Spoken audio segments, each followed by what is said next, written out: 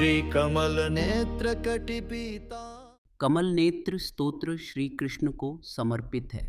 श्री कृष्ण भगवान विष्णु के 8वें अवतार के रूप में पूजे जाते हैं और अपने आप में एक सर्वोच्च देवता के रूप में भी पूजे जाते हैं। कमल का अर्थ है कमल और नेत्र का अर्थ है आँखें। कमल नेत्र स्तोत्र में श्री कृष्ण को उनकी दिव्य सुंदरता का उल्लेख करते हुए कमल आँखों वाले के रूप में वर्णित किया गया है।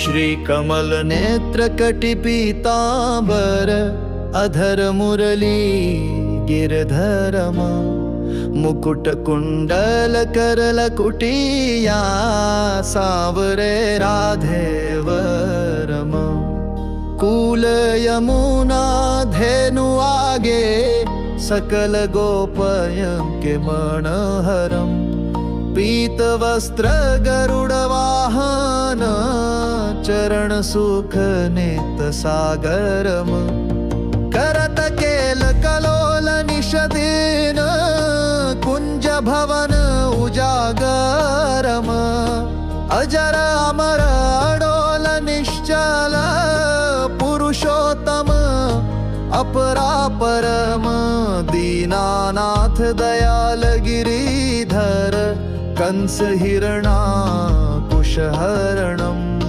गलफूल भाल विशाल लोचन अधिक सुंदर केशवम बंशीधर वासुदेव छैया बलिछल्यो श्री वामनम जब डूबते गजराखलीनो लंक छेद्यो रावणम सप्तदीप नवखंड 14 भवन किनो एक बंद द्रौपदी की लाज राखी कहाँ लाऊं उपमा करम दीनानाथ दयाल पूरण करुणामय करुणाकरम कवित्त दास विलास निषदीन नाम जपनीत नागरम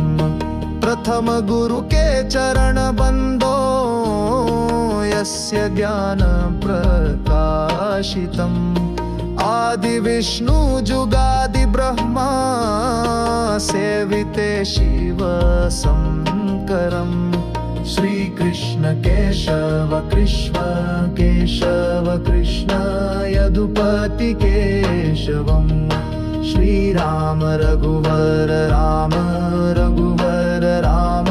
रघुवर राघवम श्री राम कृष्ण गोविंद माधव वासुदेव श्री वामनम मच्छु कच्छ वाराह नरसिंह पाहि रघुपति पावनम मथुरा में केशवराय विराजे गोकुल बाल मुकुंद जी श्री वृंदावन में मदन मोहन गोपीनाथ गोविंद जी धन्य मथुरा धन्य गोकुल जहाँ श्रीपति अवतरे धन्य यमुना नीर निर्मल ग्वाल बाल सखावरे नवनीत नागर करत निरंतर शिव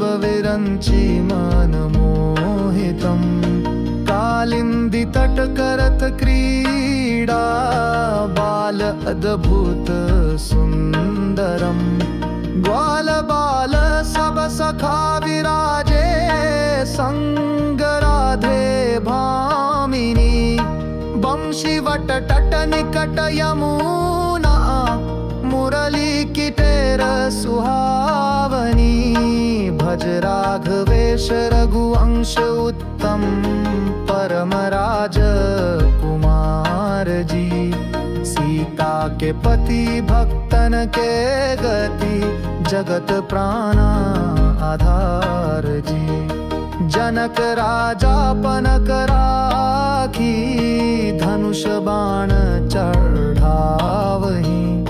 सती सीता नाम जाके, श्री रामचंद्र प्रणामहि।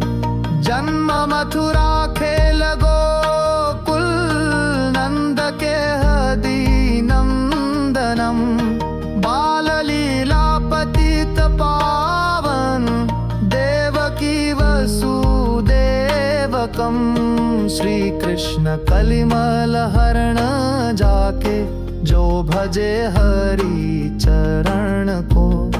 भक्ति अपनी देव माधव, भव सागर के तरण को। जगन्नाथ जगदीश स्वामी, श्री बद्रीनाथ विश्वम्भरम्। द्वारिका के नाथ श्रीपति, केशवं प्रणमाम्यहम्। श्री कृष्ण अष्टपद पढ़त निश दीन, विष्णु लोक सगच्छतम्। श्री गुरु रामानंद अवतार स्वामी, कवि दत्त दास समाप्ततम्।